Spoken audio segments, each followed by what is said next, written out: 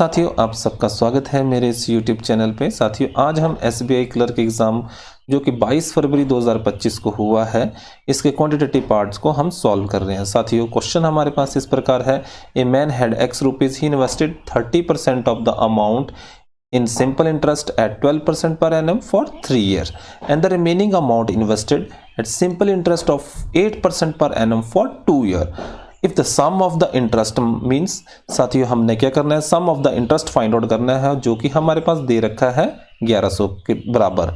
तो साथियों चलो देखते हैं इस क्वेश्चन को कैसे करेंगे। साथियों 30% जो हमारे पास अमाउंट है जो इन्वेस्ट किया गया है, 30% का मतलब होता है 30/100।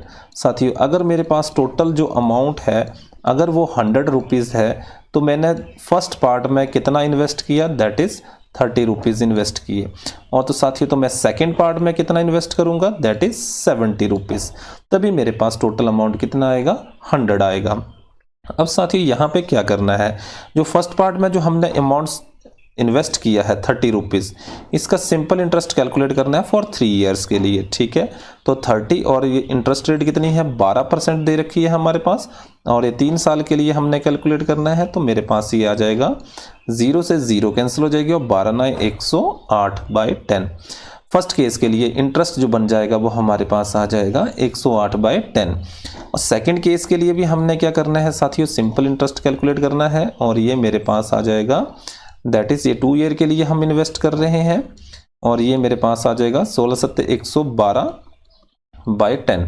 तो साथियों फर्स्ट केस के लिए मेरे पास इंटरेस्ट आया 108/10, सेकंड केस के लिए मेरे पास इंटरेस्ट आया 112/10। तो साथियों इन दोनों का टोटल कर लेंगे तो ये मेरे पास बन जाएगा 220/10। तो साथियों ये जो हमारे पास आ रहा है 220/10, ठीक है, ये हमारे पास किसके बराबर दे रखा है, 1100 के बराबर दे रखा है। मतलब 220/10 की बात करें तो ये 220 बाई कुछ नहीं है, ये यूनिट्स हैं। ये यूनिट्स किसके बराबर आ गए हमारे पास, 1100 के बराबर। मतलब 220/10 को मैं किससे मल्टीप्लाई करूं कि वो 1100 बन जाए। साथियों 0 से 0 कैंसिल हो जाएगा। यहां से हम क्या करेंगे, एक यूनिट्स की वैल्यू फाइंड आउट कर लेंगे, और ये मेरे पास आ जाएगा दैट इज 1100/22। तो 11 से ये कैंसिल हो जाएगा साथियों, 11 दूने 22, और यहाँ 2 से ये 100 भी कैंसिल हो जाएगा, और यहाँ से मेरे पास आ जाएगी एक यूनिट की वैल्यू कितनी आएगी हमारे पास, दैट इज 50 रुपये। अब साथियों आपने फाइंड आउट करना था कि हमारे पास नेट वैल्यू कितनी है। तो साथियों नेट वैल्यू अगर हम देखें तो मेरे पास टोटल कितने यूनिट्स हैं, 100 यूनिट्स है। तो मैंने क्या करना है, 100 यूनिट्स की वैल्यू फाइंड आउट करनी है, और साथियों एक यूनिट की वैल्यू कितनी है, 50 रुपये। तो 100 यूनिट की वैल्यूज कितनी आ जाएगी, 5000 रुपये। इट मीन्स साथियों मेरे पास कितने रुपए थे, जो मैंने टोटल मेरे पास कितने रुपए थे, दैट इज 5000 रुपीज़ थे। इस तरह से साथियों हम इस क्वेश्चन को सॉल्व करेंगे। बढ़ते हैं हम अपने नेक्स्ट क्वेश्चन की ओर। साथियों नेक्स्ट क्वेश्चन बहुत अच्छा क्वेश्चन है। इस तरह का क्वेश्चन जो है जरूर एग्जाम में पूछा जाता है, और बहुत ही ज़्यादा ईजी है, कोई ज़्यादा मुश्किल काम नहीं है इस क्वेश्चन में।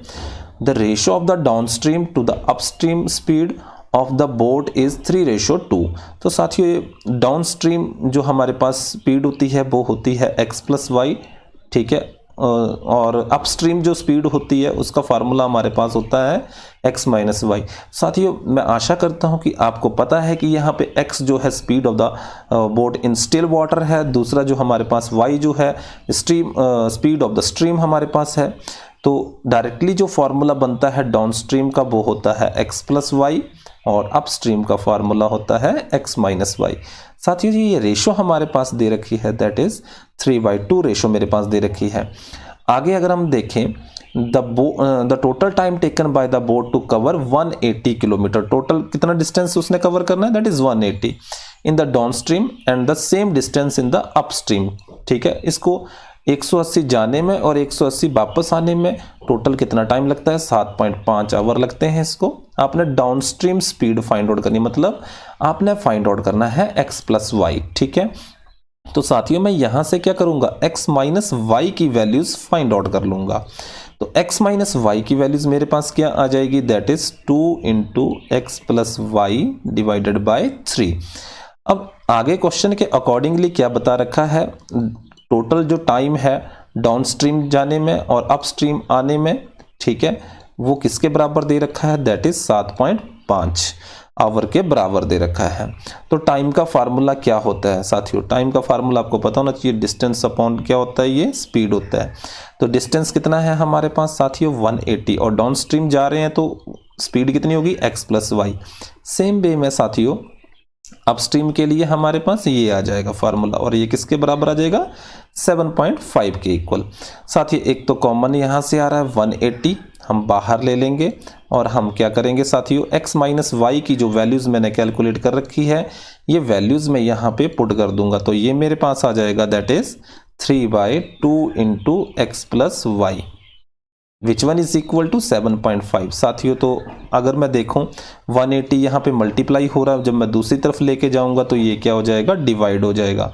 और एक तो ब्रैकेट्स वाली टर्म्स में कॉमन आ रहा है x प्लस वाई, और यहाँ पे जो बचेगा 1 प्लस 3/2, और ये बन जाएगा अल्टीमेटली 5/2।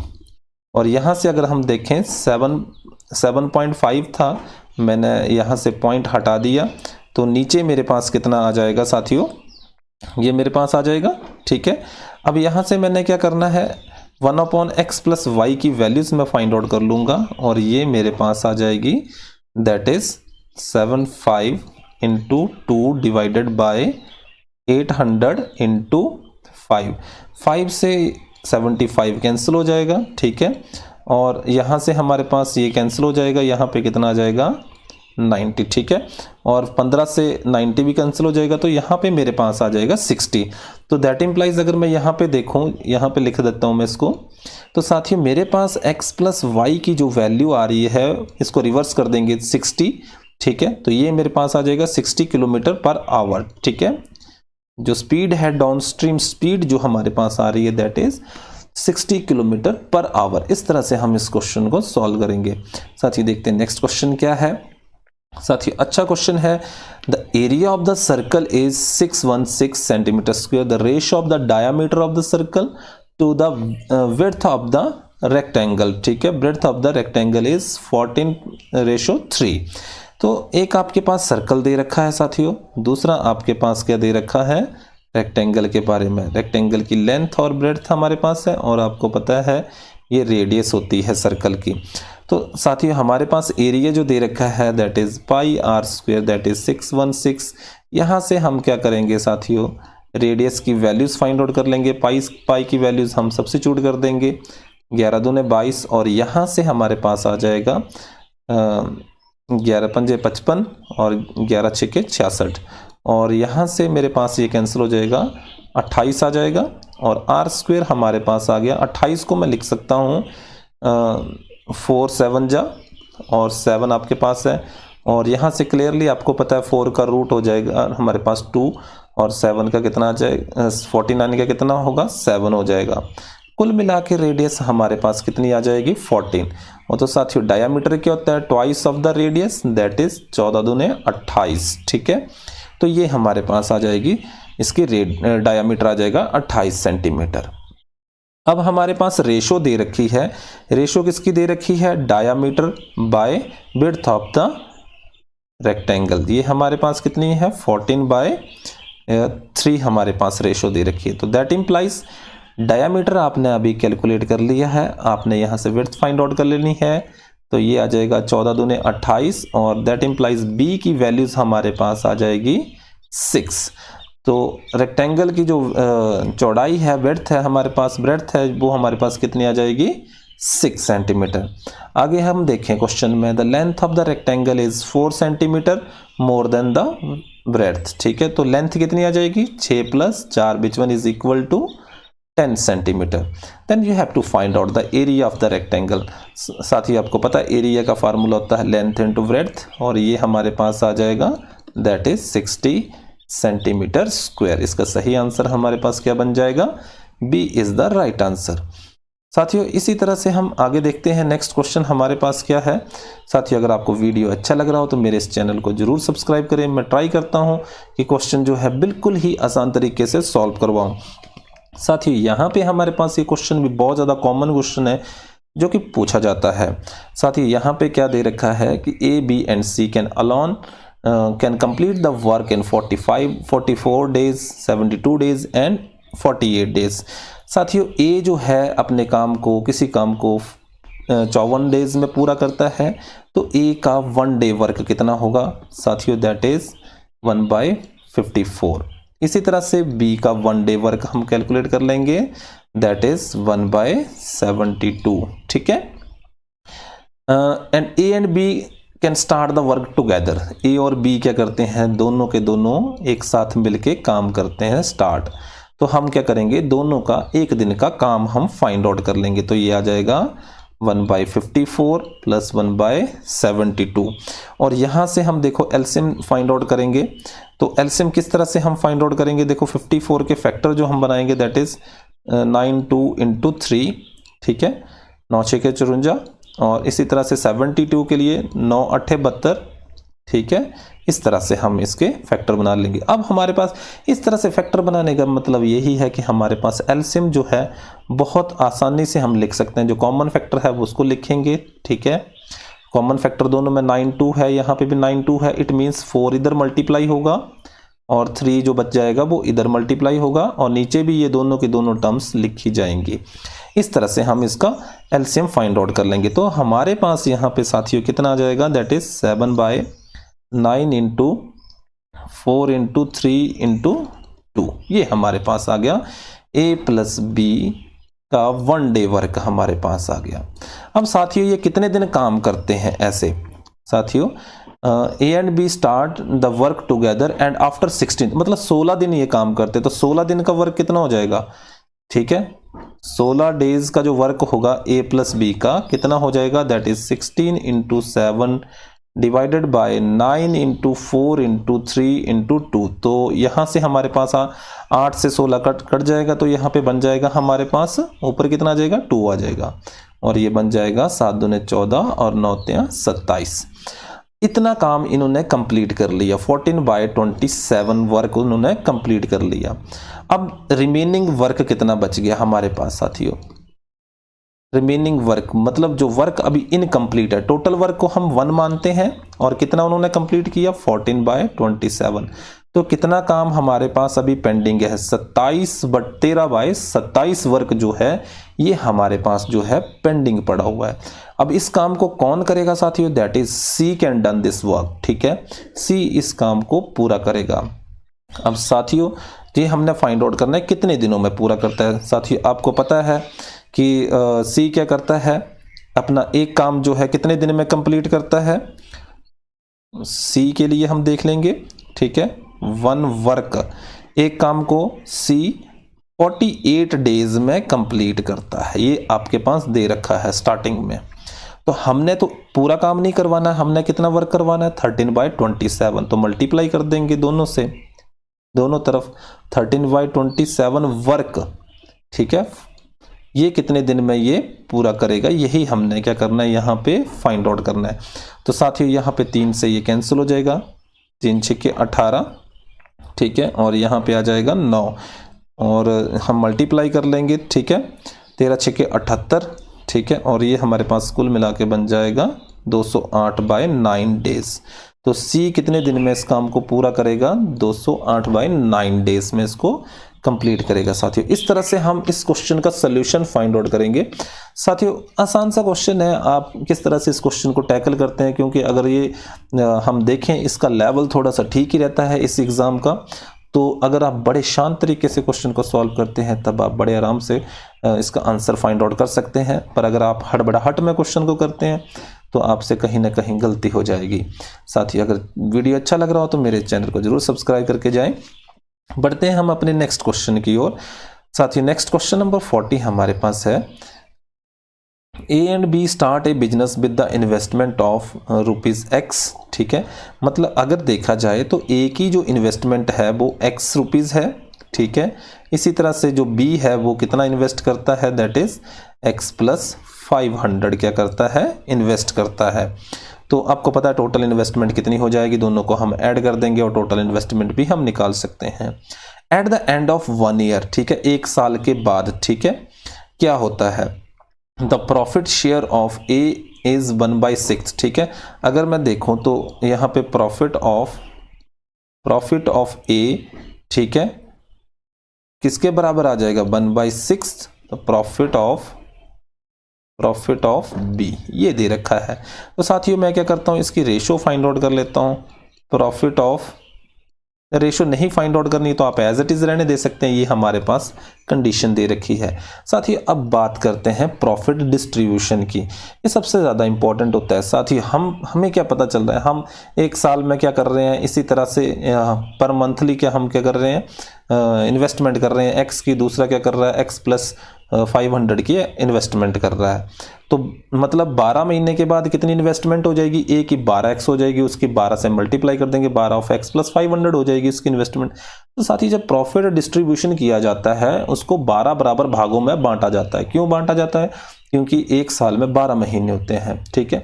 जो प्रॉफिट परसेंटेज होगी पर मंथ जो आएगी वो बराबर ही रहती है, ठीक है। इसीलिए यहाँ पे मैं 12 से मल्टीप्लाई नहीं कर रहा हूँ। तो प्रॉफिट ऑफ ए के लिए प्रॉफिट कैसे फाइंड आउट करेंगे, ए की इन्वेस्टमेंट कितनी है, that is x, which one is equal to 1/6 the profit of B, ठीक है। इन्वेस्टमेंट का हम देखेंगे, ठीक है। तो प्रॉफिट ऑफ बी किस तरह से डिस्ट्रीब्यूट किया जाएगा, दैट इज एक्स प्लस 500।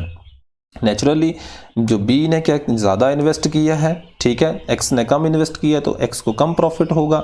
तो ये एक्स ही आपने फाइंड आउट करना है साथियों। तो एक्स किस तरह से हम फाइंड आउट करेंगे, इस तरह से 6 से मल्टीप्लाई कर देंगे और यहाँ पे आ जाएगा 500 और यहाँ से हमारे पास आ जाएगा 5x इज इक्वल टू 500 और x आ जाएगा हमारे पास 100। ये x आपने क्या करना था, फाइंड आउट करना था। साथ ही मैं एक बार फिर से आपको बता रहा हूँ प्रॉफिट किस तरह से डिस्ट्रीब्यूट किया जाता है। टोटल इन्वेस्टमेंट देखी जाती है कि A ने कितनी इन्वेस्टमेंट की है और B ने कितनी इन्वेस्टमेंट की है, ठीक है। उसके हिसाब से प्रॉफिट को डिस्ट्रीब्यूट किया जाता है और प्रॉफिट जो रहता है जितना साल में होता है, ठीक है, जितनी साल की परसेंटेज बनती है उतनी मंथ वाइज परसेंटेज बनती है। तो इसमें आपने घबराना नहीं है कि यहाँ पे 12 से मल्टीप्लाई करना था तभी हमारे पास 12 महीने का अमाउंट आना था और यहाँ पे भी 12 महीने का अमाउंट आना था। बढ़ते हैं हम अपने नेक्स्ट क्वेश्चन की ओर। नेक्स्ट क्वेश्चन हमारे पास बहुत अच्छा क्वेश्चन है, ये हमारे पास मिक्सचर के ऊपर क्वेश्चन है। A vessel contain 70 litre of a mixture of milk and water in the ratio 3:7। मतलब टोटल जो हमारे पास मिक्सचर है वो कितना है, 70 लीटर मिक्सचर है, ठीक है। और मिल्क और वाटर की रेशो इसकी कितनी है, 3:7। साथ ही बहुत आसान सा है, हम देखेंगे एक तरफ मिल्क लिख लेंगे, दूसरी तरफ हम क्या लिखेंगे, वाटर लिखेंगे। और रेशो कितनी है, 3:7। मतलब हम क्या कर रहे हैं, 3 यूनिट किसके क्या कर रहे हैं, मिल्क के ले रहे हैं और वाटर के कितने यूनिट्स हम ले रहे हैं, 7 यूनिट। और ये टोटल हमारे पास कितना आ जाएगा, इन दोनों का टोटल जो हमारे पास रहेगा ये आ जाएगा 10 यूनिट्स, ठीक है। साथियों 10 यूनिट्स हमारे पास क्वेश्चन में दे रखे हैं, इस 70 लीटर के बराबर है। इट मीन्स 1 यूनिट्स मेरे पास किसके बराबर है, 7 के बराबर है। तो अगर मैं देखूं टोटल मिक्सचर मेरे पास 70 लीटर था, इसमें से 3 यूनिट किसके हैं, मिल्क के हैं, ठीक है। और 1 यूनिट किसके बराबर है, 7 के बराबर। तो टोटल कितना हो गया यहाँ पे, अगर हम देखें तो मिल्क कितने लीटर मिल्क हमारे पास है, 21 लीटर क्या है मिल्क मैंने लिया है और 49 लीटर्स क्या किया मैंने, वाटर लिया है। इस तरह से हम इसको लिखेंगे। अब जब तक हमें ये पता नहीं चलेगा कि मिल्क मेरे पास कितना था, वाटर कितना था, तब तक हम आगे के क्वेश्चन को सॉल्व नहीं कर सकते। अब मेरे को पता चल गया 21 लीटर क्या है, मिल्क है, और 49 लीटर क्या है, वाटर है। अब आगे क्या करते हैं, मिल्क में हम x लीटर ऐड कर देते हैं। कितना आपने ऐड किया, x लीटर। सेम वे में आपने वाटर कितना ऐड किया, 56 लीटर आपने ऐड किया। तो ये मिल्क कितना हो गया total, that is 21 plus x। और ये हमारे पास ये दोनों कितने हो गए, वाटर कितना हो गया, 105 लीटर वाटर हो गया। क्वेश्चन के अकॉर्डिंगली क्या बोल रहा है कि इनकी ratio milk to water ratio कितनी हो जाती है, 3/5। मिल्क कितना है हमारे पास, 21 प्लस x और ये 105 और ये कितना हो जाएगा, 3/5। 5 से ये कैंसिल हो जाएगा और ये आ जाएगा हमारे पास दैट इज 63 और x आ जाएगा 63 माइनस 21 और ये आ जाएगा मेरे पास 42 लीटर्स, ठीक है। तो x की वैल्यूज हमने फाइंड आउट करनी थी, दैट इज 42 लीटर। इस तरह से हम इसको सॉल्व करेंगे। साथियों बढ़ते हैं हम अपने नेक्स्ट क्वेश्चन की ओर। नेक्स्ट क्वेश्चन भी बहुत अच्छा क्वेश्चन है साथियों, मैं ट्राई करूंगा कि इसको और ज़्यादा इजी वे में इसको सॉल्व करवाऊं। क्वेश्चन हमारे पास है, ए shopkeeper sold an article 20% discount. साथियों डिस्काउंट जो है वो मार्क प्राइस के ऊपर कैलकुलेट किया जाता है। 20% का डिस्काउंट क्या बताता है हमें, ये देख लेते हैं। 20% का डिस्काउंट मेरे को बताता है कि आर्टिकल का जो मार्क प्राइस है वो कितना है, दैट इज 100 है, और इसका सेलिंग प्राइस कितना है आर्टिकल का, दैट इज 80 रुपीज़ उसका क्या है सेलिंग प्राइस। क्यों? क्योंकि 20% मैंने क्या कर दिया, डिस्काउंट दे दिया। 20% डिस्काउंट को हम कैसे रीड करेंगे, अगर मार्क प्राइस 100 रुपीज़ है तो कितने रुपए का डिस्काउंट दे रहा हूं मैं, 20 रुपए का। इस तरह से हम इसको लिखेंगे। अब साथियों देखते हैं उसके आगे क्या दे रखा है। आगे बोलता है कि and made a profit of 20%, मतलब 80 रुपये पे बेचने पे उसको कितने परसेंट का प्रॉफिट होता है, 20% का प्रॉफिट होता है। तो हम यहाँ पे कॉस्ट प्राइस फाइंड आउट कर लेंगे। फार्मूला होता है 100 बाय दैट इज 120 इंटू 80, ठीक है, सेलिंग प्राइस, ठीक है। अगर किसी को नहीं पता है तो 100 by 100 plus profit into selling price, ये फार्मूला होता है कॉस्ट प्राइस कैलकुलेट करने का। बड़े आराम से हम इसको कैलकुलेट कर लेंगे। यहाँ पे 4 दूने 8 और 4 तिया 12। कॉस्ट प्राइस मेरे पास आ जाएगा 200 बाय 3। तो कॉस्ट प्राइस आर्टिकल का आ गया 200 बाय 3। अब क्वेश्चन में क्या दे रखा है, कॉस्ट प्राइस आपके पास है, सेलिंग प्राइस आपके पास है, मार्क प्राइस आपके पास है। क्वेश्चन में सेलिंग प्राइस आपके पास दे रखा है 2400। यहाँ पे मेरे पास सेलिंग प्राइस में कितना है, 80 है, और 80 का मैंने कितना बनाना है, 2400 बनाना है। ऑब्वियसली मैं किससे मल्टीप्लाई करूँगा, 8 तिया 24, 30 से मल्टीप्लाई करूँगा। तो यहाँ पे भी मैं किससे मल्टीप्लाई करता हूँ, यहाँ पे भी मैं 30 से मल्टीप्लाई करूँगा। तो आर्टिकल का मार्क प्राइस मेरे पास आ जाएगा 3000, सेलिंग प्राइस 2400 है। यहाँ पे भी मैंने क्या करना है, 30 से मल्टीप्लाई करूँगा, और 3 से 3 कैंसिल हो जाएगा। तो आर्टिकल का कॉस्ट प्राइस मेरे पास कितना आ जाएगा, 2000 रुपये। अब क्या होता है, सारे की सारी टर्म्स हमारे पास है। अब क्वेश्चन के accordingly if he had sold the article at 10% discount, अब कितने परसेंट का डिस्काउंट, 10% का डिस्काउंट है, ठीक है। इस पे मैं क्या कर रहा हूँ, 10% का डिस्काउंट दे रहा हूँ। तो 10% का डिस्काउंट कितना होता है, 300 रुपये। 300 रुपये कम कर दूंगा 3000 में से, तो मतलब मार्क प्राइस कितना आ गया, 2700, ठीक है। तो प्रॉफिट कितना होगा उसको ये देखेंगे। तो साथ ही ये कॉस्ट प्राइस कितना था, 2000, और यहाँ पे देखो मार्क प्राइस कितना, मतलब मार्क डिस्काउंट निकालने के बाद क्या आ जाता है, सेलिंग प्राइस बन जाता है। सेलिंग प्राइस कितना है, 2700, कॉस्ट प्राइस कितना है, 200। तो कितने का प्रॉफिट हुआ, 700 का प्रॉफिट हुआ। साथियों इस तरह से हम इस क्वेश्चन को सॉल्व करेंगे। वीडियो अच्छा लगा हो तो चैनल को जरूर सब्सक्राइब करें। मेरे पास है the ratio of the present age of A and B is 5:3। Means आपके पास जो गिवन है ए रेशो बी आपके पास दे रखा है 5:3। मीन्स ए की एज यहां से हम लिख लेंगे 5x और बी की एज हम लिख लेंगे 3x। आगे हमारे पास क्वेश्चन में दे रखा है 2 year ago their age were are in the ratio 7:3। मतलब 2 year ago मीन्स 2 साल पहले उनकी एज का रेशो, मतलब प्रेजेंट एज आपके पास 5x है और 2 साल पहले कितनी होगी, माइनस कर देंगे 2। इसी तरह से बी की एज कितनी हो जाएगी, 3x/2, और ये रेशो हमारे पास हो जाएगी 7:4। यहां से हम क्या करेंगे, मल्टीप्लाई कर लेंगे, क्रॉस मल्टीप्लाई कर लेंगे, तो ये हमारे पास आ जाएगा 20x - 8 which one is equal to 21x - 14। That implies, यहां से साथियों हम x की वैल्यू फाइंड आउट कर लेंगे और x हमारे पास क्या आ जाएगा, 6। हमने क्या किया, यहां से 20 को लेफ्ट साइड राइट साइड में शिफ्ट करेंगे और 14 को हम राइट साइड में लेफ्ट साइड में शिफ्ट करेंगे, और सब्ट्रैक्ट करके हमारे पास x की वैल्यूज कितनी आ जाएगी, 6 आ जाएगी। तो साथियों यहाँ पे हमारे पास a की जो एज आ जाएगी दैट इज 30 इयर्स, ठीक है, और हमारे पास b की जो एज आ जाएगी दैट इज 18 इयर्स। अब आगे हम देखें क्वेश्चन में, if the present age of c is equal to the average of age of b a and b, मतलब c की जो एज हमारे पास है that is the average age of a and b। तो ये मेरे पास आ जाएगा that is 48 divided by 2 that which one is equal to 24। अब आपने क्या फाइंड आउट करना है, find the age of C 6 year from now, ठीक है। तो एज ऑफ सी, ठीक है, ठीक है, कितनी आ जाएगी आपके पास, अब से 6 साल बाद एज ऑफ सी कितनी आ जाएगी, दैट इज 24 + 6 कितना हो जाएगा हमारे पास, दैट इज 30 ईयर्स। इस तरह से हम इसको कैलकुलेट कर लेंगे, ठीक है। अब से 6 साल बाद सी की एज क्या होगी वो हमने कैलकुलेट कर ली, दैट इज 30 ईयर्स। इस तरह से हम इसको सॉल्व करते हैं। नेक्स्ट क्वेश्चन हम देख रहे हैं, हमारे पास है the average weight of 40 students is in a class is 30 kilograms। The average weight of 25 boys is x + 6 16 and the average weight of 15 girl is x kg। Find the total weight of boys. अपना boys का total weight find out करना है।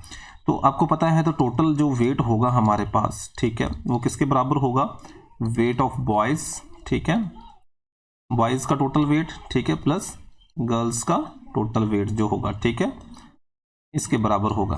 तो total weight हमारे पास 40 students हैं और average weight जो है वो कितना है हमारे पास, दैट इज 30। तो टोटल वेट हमारे पास ये बन जाएगा। और वेट ऑफ 25 बॉयज, इसका वेट हमारे पास दे रखा है x + 16 in the same way plus 15 × x। तो यहाँ से हम इसको मल्टीप्लाई कर लेंगे और यहाँ से हमारे पास आ जाएगा 25x + 16 को हम मल्टीप्लाई कर देंगे 45 से, तो ये आ जाएगा हमारे पास दैट इज 400 + 15x। 25 + 15 ये हमारे पास हो जाएगा। यहाँ से हम क्या करेंगे, 400 को लेफ्ट में शिफ्ट करेंगे और ये सब्ट्रैक्ट करके हमारे पास रह जाएगा 800 और 25 और 15 हमारे पास हो जाएगा दैट इज 40x और x यहाँ से हमारे पास आ जाएगा 20। तो साथियों अब हमने क्या फाइंड आउट करना है कि total weight of boys, total weight of boys का कितना है हमारे पास, x that is 25 × x + 16। x की वैल्यूज हम पुट कर देंगे, दैट इज हमारे पास वैल्यू ऑफ x कितनी है 20 + 16 कितना हो जाएगा हमारे पास, दैट इज 25 × 36 और which one is equal to that is 900। इस तरह से हम इसका टोटल वेट जो है बॉयज का, टोटल वेट ऑफ बॉयज हम कैलकुलेट कर लेंगे, ठीक है साथियों। तो इसका सही ऑप्शन हमारे पास बन जाएगा, that is a is the right answer. बढ़ते हैं हम अपने नेक्स्ट क्वेश्चन की ओर। साथियों नेक्स्ट क्वेश्चन हमारे पास है, a truck travel from point A to B, ठीक है, एक ट्रक जो है ए पॉइंट से स्टार्ट होता है और बी पॉइंट तक जाता है, ठीक है, कितने बजे चलता है ए पॉइंट से, दैट इज 6 AM। टाइम हमारे पास दे रखा है that is 6 AM। At a speed हमारे पास दे रखी है दैट इज B1 मान लेते हैं 54 km/h। उसके बाद हम देखते हैं and a car travel from the point B to A, B से एक कार चलती है और टाइम हमारे पास जो T2 दे रखा है दैट इज 7:40 AM, ठीक है, 7:40 पे चलती है at a speed of D km/h। मतलब V2 आपके पास दे रखा है D km/h। And both the train, यहाँ पे ट्रेन्स की बात कर रहा है, यहाँ पे ऊपर ट्रक और कार की बात कर रहा है, तो चलो हम ट्रेन ही मान लेते हैं दोनों को। मीट एट 10 AM, दोनों किस टाइम पे मिलती हैं, आपस में मिलती कितने बजे मिलती हैं, किस टाइम पे मिलती हैं, ये 10 बजे, ठीक है, 10 बजे आपस में मिल जाती हैं, ठीक है, मिलती हैं। If the distance between the point A and B, total distance जो है पॉइंट का ए और बी का जो दे रखा है हमारे पास 370 है, and find the value of D. So साथियों आपको पता है टोटल डिस्टेंस आपके पास गिवन है, तो टोटल डिस्टेंस कितना होता है हमारे पास 370 दे रखा है, ठीक है। जो ट्रेन ए है उसने कितना, जो फर्स्ट ट्रेन है हमारे पास उसने कितना डिस्टेंस ट्रेवल किया, दैट इज यहाँ पे हमारे पास क्या होता है formula V1 T1 plus V2 T2। इस तरह से हम इसको लिखेंगे। V1 जो हमारे पास स्पीड इसकी जो दे रखी है वो 54 है और टाइम कितना है 6 बजे वो चल रही है और 10 बजे जाके आपस में मिल रही हैं दोनों ट्रेन। तो यहाँ पे टाइम T1 कितना हो जाएगा, ठीक है, दैट इज 10-6, ठीक है, 4 घंटे बाद, ठीक है, एक दूसरे को क्रॉस कर रही है। प्लस दूसरे केस में हमारे पास जो वेलोसिटी दे रखी है, स्पीड दे रखी है वो d है और टाइम कितना हो जाएगा, दैट इज 10-7.40। अब ये वाला जो टाइम है ये मिनट्स में दे रखा है, इसको हमने आवर में कन्वर्ट करना है, तो आवर में कैसे कन्वर्ट कर लेंगे, दैट इज ये बन जाएगा आपके पास दैट इज 7 आवर कंप्लीट है और बाकी जो 40 मिनट्स है इसको भी हम आवर में कन्वर्ट कर लेंगे इस तरह से। और यहाँ पे मेरे पास आ जाएगा दैट इज 370, 54 ये है और 4 ये है, इन दोनों को जब मैं मल्टीप्लाई कर लूँगा तो ये मेरे पास आ जाएगा 216, ठीक है, और दोनों को सब्ट्रैक्ट कर देंगे। सब्ट्रैक्ट करने के बाद हमारे पास ये आ जाएगा 154 और यहाँ से जो d की वैल्यू है वो हमारे पास आ जाएगी, दैट इज 3 - 40/60। इसका एलसीएम ले लेंगे तो ये मेरे पास आ जाएगा साथियों यहाँ पे that is 140 d divided by यहाँ पे आ जाएगा 60। दैट इम्प्लाइज आपने कैलकुलेट करना है d आ जाएगा 150 × 60 डिवाइडेड बाय 140। 0 से 0 कैंसिल हो जाएगा साथियों, यहाँ पे आ जाएगा 7, ये 54 है यहाँ पे, और यहाँ से ये कैंसिल हो जाएगा, यहाँ पे आ जाएगा 7 दूने 14, 7 दूने 14, और d की वैल्यूज आ जाएगी 66 km/h। इस तरह से हम कैलकुलेट करेंगे।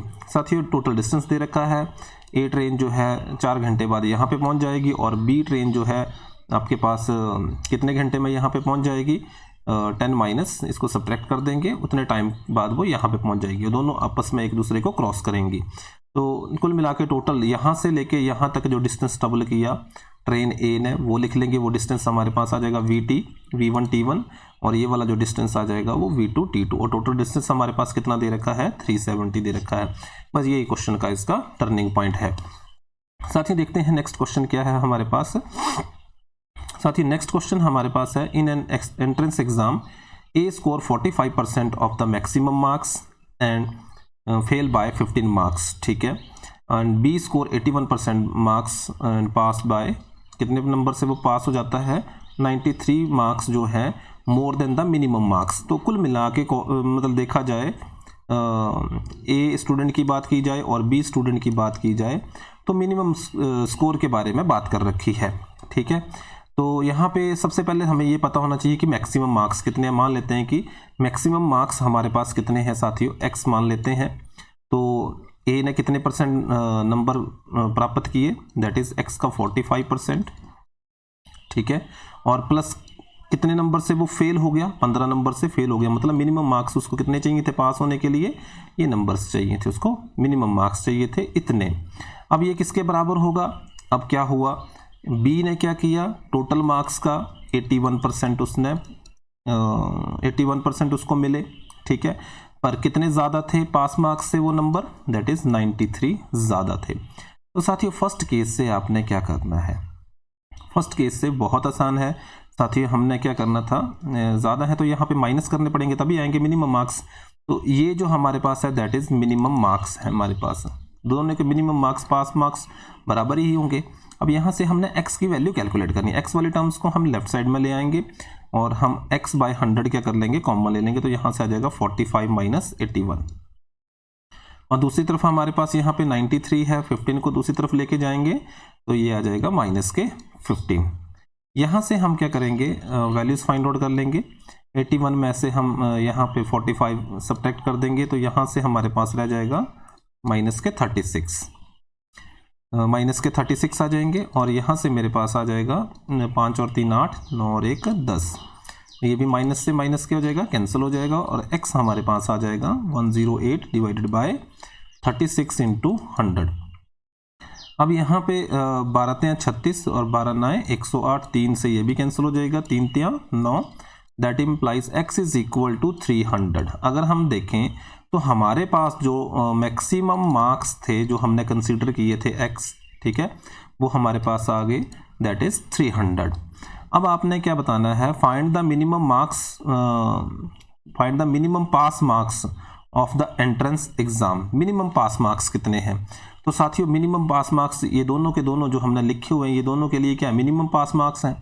किसी भी एक में 300 वैल्यूज पुट कर दो x की, वहां से आपके पास मिनिमम मार्क्स आ जाएंगे। तो मिनिमम मार्क्स जो हमारे पास आएंगे that is 300 × 45 divided by 100 plus 15।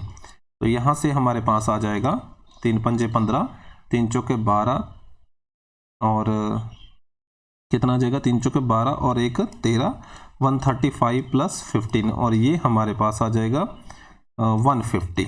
तो हमारे पास मिनिमम पास मार्क्स जो हैं दैट इज कितने हैं साथियों, 150 हैं। इस तरह से हम इस क्वेश्चन को सॉल्व करेंगे। साथियों वीडियो अगर अच्छा लग रहा हो तो चैनल को जरूर सब्सक्राइब करें। बढ़ते हैं हम अपने नेक्स्ट क्वेश्चन की ओर। नेक्स्ट क्वेश्चन हमारे पास है साथियों दैट इज 47 क्वेश्चन है, और यहाँ पे a train cross x metre platform in 8 second. साथियों अगर ट्रेन के बारे में बता रखा है तो ट्रेन की कोई ना कोई लेंथ होगी। मान लेते हैं ट्रेन की लेंथ कितनी है, x है, ठीक है।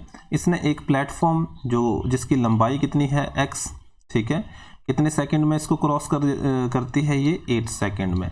इट मीन्स यहाँ से हमारे पास क्या दे रखा है, डिस्टेंस दे रखा है, ठीक है। तो टोटल डिस्टेंस हमारे, तो स्पीड कितनी होगी, that is total distance divided by time. Total distance क्या हो जाएगा, length of the train plus length of the platform, L plus x divided by 8।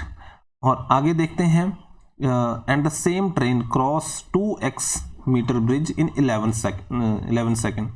मतलब ट्रेन की तो लंबाई उतनी ही है हमारे पास, सेम ट्रेन की बात कर रहे हैं, पर अब इस बार जो डिस्टेंस है वो कितना हो गया हमारे पास, ब्रिज का डिस्टेंस कितना दे रखा है, 2x दे रखा है, और साथ ही टाइम कितने टाइम में क्रॉस कर रही है वो, उसको 11 सेकेंड में। तो इसके लिए भी देख लेते हैं हमारे पास, तो हमारे पास स्पीड किसके इक्वल होगी, डिस्टेंस अपॉन टाइम। तो डिस्टेंस कितना हो जाएगा, L plus 2x divided by 11। First case के लिए आगे देखते हैं, the speed of the train is 30 meter per second, speed दे रखी है। तो यहाँ पे स्पीड की वैल्यूज जब हम पुट कर देंगे तो साथियों मेरे पास यहाँ पे क्या आ जाएगा, 30 into 8 that is L plus x, ठीक है। इसकी वैल्यूज हमारे पास आ जाएगी, और ये वैल्यूज कितनी हो जाएगी हमारे पास, 240। अब देखते हैं सेकंड केस में क्या है साथियों। यहाँ पे v की वैल्यूज हमारे पास दे रखी है 30 किलोमीटर इंटू 11, और इसको हम चेंज करके लिखेंगे L प्लस एक्स। अब ये आ जाएगा हमारे पास 33, और L प्लस एक्स की वैल्यूज हमने ऊपर फाइंड आउट कर रखी है, दैट इज 240 प्लस एक्स, और x की वैल्यूज हमारे पास आ जाएगी 330 माइनस 240, और यहाँ से ये हमारे पास आ जाएगा दैट इज 90। x की वैल्यूज कितनी आ गई हमारे पास, 90। अब साथियों आपने you have to find out in the question that is the length of the train.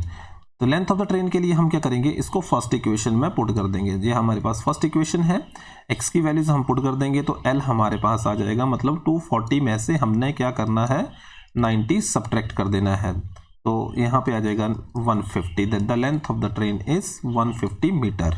इस तरह से हम इसकी वैल्यूज कैलकुलेट कर लेंगे। साथियों अब देखते हैं हमारे पास जो नेक्स्ट क्वेश्चन क्या है। तो इस तरह से हम इन क्वेश्चंस को सॉल्व करेंगे। अगर आपको मेरा ये वीडियो अच्छा लगा हो तो चैनल को ज़रूर सब्सक्राइब करें और शेयर करें। Thank you very much.